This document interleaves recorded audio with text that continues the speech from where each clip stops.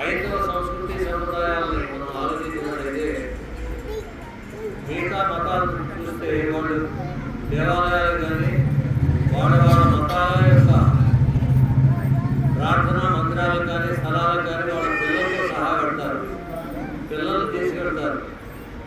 వాళ్ళకి ఏదో ఒక వారం, కొంతమంది అయితే ఆదివారం, కొంతమంది అయితే శుక్రవారం, కొంతమంది అయితే ఇంకొక వారం అయితే పెట్టుకుని వాళ్ళ ప్రార్థనా మందిరాలకి పిల్లలు తీసుకెళ్తూ ఉంటారు. అంటే చిన్నప్పటి నుంచి ఒక రకమైనటువంటి ట్రైనింగ్ ఇస్తుంటారు. భగవంతుడు నమ్మకం, భగవంతుడు నీవు నమస్కరిస్తే, నువ్వు పూజ చేస్తే, ప్రారంభిస్తే నీకు మంచి జరుగుతుంది అనేటువంటి